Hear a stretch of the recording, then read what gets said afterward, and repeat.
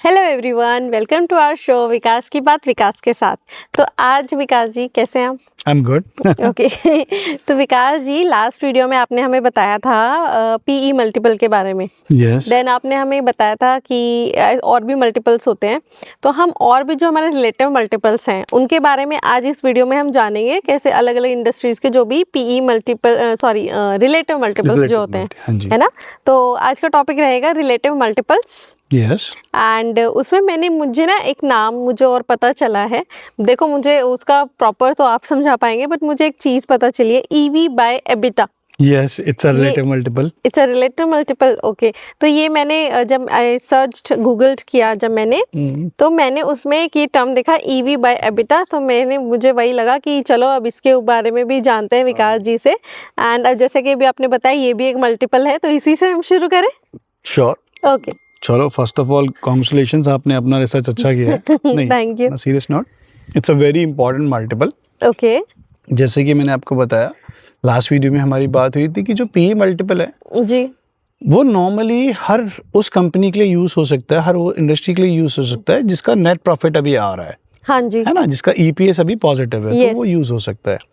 In case आप ये समझिए कि कंपनी का भाई नेट प्रॉफिट ही नहीं है, है ना, वो नेट लॉस पोस्ट कर रही है काफी। जैसे कि आपने एग्जांपल्स भी बताए थे, Yes. जैसे पेटीएम हो गया, यस। है ना, कि जो अभी लॉस में ही है, तो उनका तो नहीं निकलेगा। पेटीएम, जोमेटो, जैसे जोमेटो तो अभी 1-2 क्वार्टर से प्रॉफिट में है, स्विगी, जो भी नए नए स्टार्टअप्स आते हैं, अब भाई इतना सारा इन्वेस्ट करते हैं तो एकदम से उनको प्रॉफिट्स नहीं होते हैं, बट स्टिल उनको मार्केट वैल्यू करता है। हाँ जी। राइट। तो ऐसी कौन सी बेसिस है इस पे मार्केट वैल्यू करता है? जी।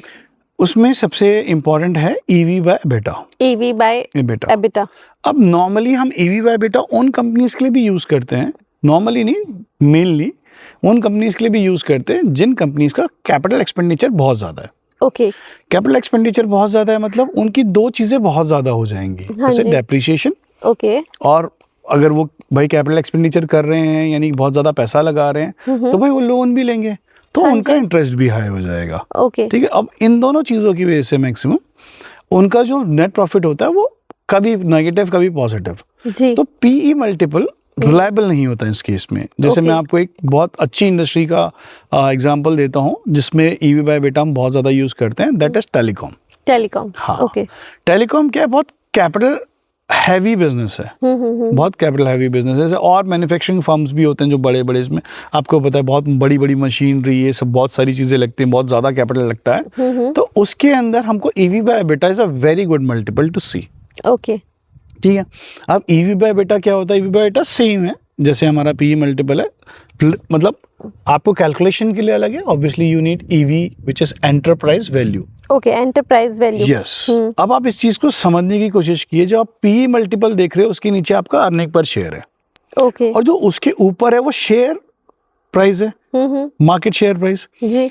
ये दोनों जो चीजें हैं, इन दोनों की दोनों चीजें पर शेयर से रिलेटेड है। जी। ठीक है। अब जब ईवी बाय बेटा आता है, अब ईवी बाय बेटा में क्या है, पी मल्टीपल में जो आप देख रहे हैं तो सिर्फ इक्विटी होल्डर्स के लिए देख रहे हैं। ओके। क्योंकि पीई मल्टीपल आप बॉटम लाइन से चेक कर रहे हैं और शेयर प्राइस से चेक कर रहे हैं, जो सिर्फ इक्विटी होल्डर्स के लिए होता है। ओके। अब ईवी बाय बेटा में क्या होता है ऋतु जी? अब ईवी हो गया एंटरप्राइज वैल्यू। हाँ जी, एंटरप्राइज वैल्यू। ठीक है। अब एंटरप्राइज वैल्यू क्या हो गया? वो हो गया है पूरे का पूरा जो एंटरप्राइज है उसकी वैल्यू। ओके। अब जो बॉटम लाइन आएगी वो होनी चाहिए जिसके अंदर अभी पूरी की पूरी एंटरप्राइज जो भी स्टेक होल्डर्स है उनका अभी हिस्सा देना बचा हुआ है। मैं समझाता हूँ, इसको एलिब्रेट करते हैं कि जैसे आप देखेंगे, आप नेट प्रॉफिट देखेंगे तो नेट प्रॉफिट में हमने इंटरेस्ट भी पे कर दिया, टैक्स भी पे कर दिया। हाँ जी। यानी कि अब हमें जो भी पे करना है, जो भी बचा हुआ है, वो सारा सिर्फ और सिर्फ शेयर होल्डर्स का है, ओके। और किसी का नहीं है। लेकिन जब एंटरप्राइज हम होल लेते हैं, पूरी एंटरप्राइज लेते हैं, उसके अंदर भी तो सब लोगों का बचा हुआ है जिनको हमें अभी पैसे देने हैं, यानी कि हमें इंटरेस्ट देना है, टैक्स देना है। राइट। तो इसीलिए हम नीचे लेते हैं EV divide by EBITDA। EBITDA। Okay. EBITDA is what? Earnings before interest, tax, depreciation and amortization. Okay. Interest, earnings before interest, tax, depreciation and amortization. एक बार आप मुझे डेप्रिसिएशन तो I have heard many times, amortization बताएंगे? It's same like depreciation. Okay. जैसे कि depreciation हमें मालूम है हमारा टेंजिबल गुड्स पे लगता है। Right. टेंजिबल गुड्स कौन से गुड्स है भाई, जिनको हम छू सकते हैं, फील yes. कर सकते हैं, these goods are the tangible goods. हाँ जी। इनके ऊपर जो भी इनकी जो वैल्यू कम होती है इसको हम डेप्रिसिएशन कहते हैं, ओवर द Right. टाइम और over the usage. Yes. Same चीज जो इंटेंजिबल एसेट्स के लिए लगती है ओवर द टाइम या ओवर द यूसेज, Yes. वो हमारा रहता जैसे है। हमारी गुडविल हो जाती है कंपनीज की, Exactly. इंटेंजिबल। यस, बिल्कुल अच्छा परफेक्ट ठीक है, जो उनकी एग्जांपल। वैल्यू डिक्रीज जो होती है एवरी ईयर, हाँ, तो वो हमारा गुडविल के लिए हमारे पास एक और चीज होती है दैट्स कॉल्ड इम्पेयरमेंट। इम्पेयरमेंट। हाँ। ओके। कि गुडविल आपका इम्पेयरमेंट होता है कि ये चेक करते हैं उतनी गुडविल है कि नहीं है, उसको इम्पेयर करते हैं इफ दे सी कि यार गुडविल की उतनी वैल्यू नहीं है। ओके। बाकी जो आपके इंटेंजिबल एसेट्स हैं जैसे पेटेंट्स हो गया, आपके राइट्स हो गए, इन सब जी। चीजों के ऊपर आपका अमोर्टाइजेशन लगता है। Okay. It's same like okay. Impairment, depreciation, amortisation, depletion, ये चारों चीजें सेम है, लगती अलग अलग चीजों पे। ओके। जैसे डेप्रिसिएशन लगता क्या है आपको बताइए, टेंजिबल एसेट्स पे लग गया। टेंजिबल पे। अमोर्टाइजेशन इंटेंजिबल एसेट्स पे। इंटेंजिबल एसेट्स के अंदर वो एसेट्स जो कि जैसे कि other than goodwill. Okay, other than goodwill. Goodwill पे लगता है आपका इम्पेयरमेंट, उसकी जो वैल्यू कम होती है। जी। Depletion is for the companies who are working in natural resources. Okay. कि भाई जैसे अब कोल है, कोल का कितना रिसोर्स है वो डिप्लीट हो गया, they have already used it. Oil and gas है, वो कितना डिप्लीशन हो गया, राइट। चारों चीजें एक ही है लेकिन अलग अलग इंडस्ट्रीज में यूज होती हैं और अलग अलग चीजों के ऊपर लगते हैं। ओके। ठीक है, तो कहाँ थे हम अपने इसी पे थे, रिलेटिव मल्टीपल्स पे, EV by EBITDA. By EBITDA, yes. तो EV is enterprise value, whole enterprise value. तो हम उसको चेक भी करेंगे कि भाई पूरी एंटरप्राइज में जितने भी स्टेक होल्डर्स हैं उनके लिए कितना कमाया है। हाँ जी। Like EV by EBITDA.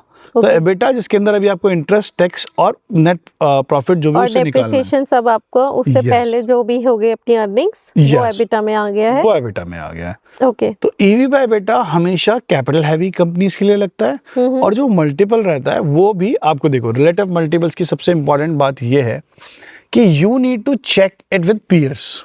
Okay, इसे रिलेटिव है ना, ये रिलेटिव है। हाँ। तो अब कि भाई टेलीकॉम कंपनी जैसा, अभी इंडिया में तो खैर 2 ही टेलीकॉम कंपनीज बची हुई हैं, जी। जियो एंड भारती एयरटेल। तो अब इन दोनों का ईवी बाय एबिटा कितना है, यू नीड टू चेक। और हमेशा आसपास ही होगा, जो भी थोड़ा बहुत डिफरेंस होगा वो नंबर ऑफ सब्सक्राइबर्स कितने हैं, वो जो डिफरेंस आएगा, जैसे कि मैंने आपको बताया पीई में, वो डिफरेंस आएगा उनकी बिजनेस मैट्रिसेस से।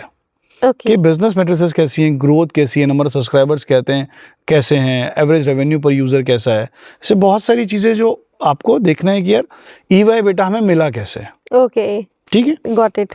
मैं आपको एक और चीज इसमें ऐड करना चाहूंगा, इफ दैट ईवी एबिटा ये हो गया ऐसे, एंड बहुत सारी और मैट्रिसेस होती हैं, रिलेटिव मल्टीपल्स होते हैं जो कि पर्टिकुलर इंडस्ट्री के लिए लगते हैं। जैसे ईवी बाय टर्न हो गया, ईवी बाय टर्न, जैसे सीमेंट कंपनीज के लिए हो गया ईवी बाय टर्न, वो हमारा हो गया सीमेंट कंपनी के लिए, सीमेंट कंपनी से। These things called operational matrices.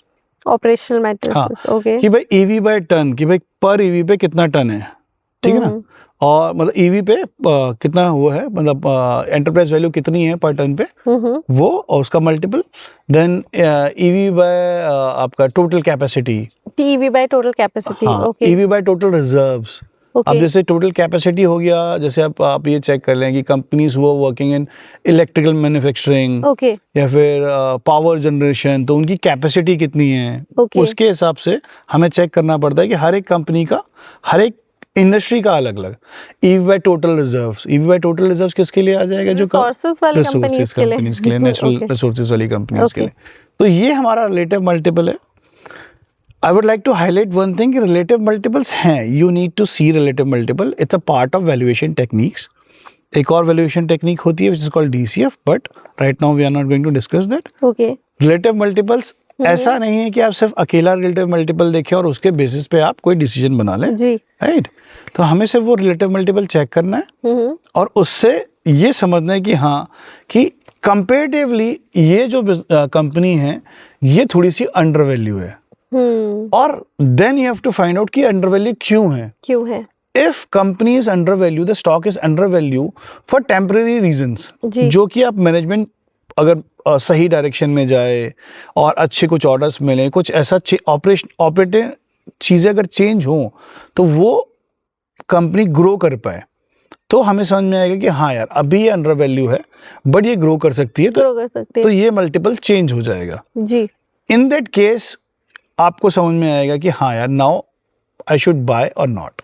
Okay, तो अभी विकास जी आपने हमें अलग अलग इंडस्ट्रीज के हिसाब से बता दिया कि किसमें कौन सा मल्टीपल आपका यूज होगा। हाँ जी, एंड जैसे आज ही आपने हमें बताया ईवी एबिटा यस, फर्स्ट, आपने फिर हमें बताया EV by turn, turn for cement companies, yes, EV by EBITDA, EV by turn, and then you told us about EV by reserves, reserves जो और कि नेशनल हमारा resources company. Okay, and EV by capacity होता है, EV by capacity, total capacity कितनी वो है, आपने हमें इलेक्ट्रिकल के लिए बताया।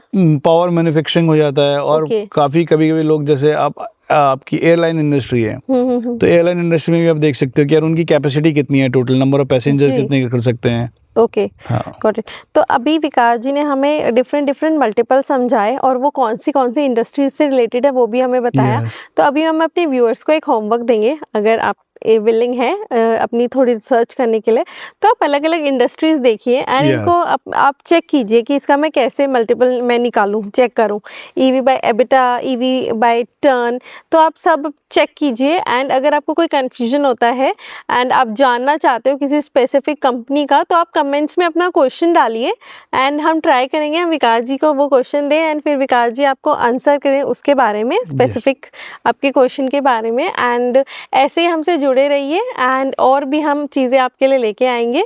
And thank you thank you thank you Vikas ji, बहुत अच्छा लगा आज ये डिफरेंट डिफरेंट टर्म्स और ये सब जान Yeah. के। थैंक यू धीरे धीरे मतलब जैसे कि मुझे मालूम है कि these things something which take times to understand, जी। बट धीरे धीरे when you start using it, आप उसको यूज करेंगे और देखेंगे तो it will be like something कि आपके आर्सेनल में ये सारे हैं Yes. वेपन्स है कि यू कैन यूज कि आप अच्छा स्टॉक या अच्छी कंपनी चूज कर यस, पाए। या फिर जब भी आप किसी कंपनी का बिजनेस देख रहे हैं तो उसमें सब ये आ रहा है तो आपके एक माइंड में स्ट्राइक करेगा that I need Yes. To check it and I can check it in this way. Yes. तो अब हमारे पास एक वे है कि और उसको ट्राई करने का, हम उसको इग्नोर नहीं कर देंगे, Yes. है ना। हम एक बार हम नज़र ज़रूर डालेंगे चीज़ों पे। डेफिनेटली। चलो थैंक यू Thank you. विकास जी, ऐसे जुड़े रहिए हमसे, हम आपके लिए और वीडियोस भी लेके आएंगे। Please like, you. Share and subscribe. Thank you. Thank you.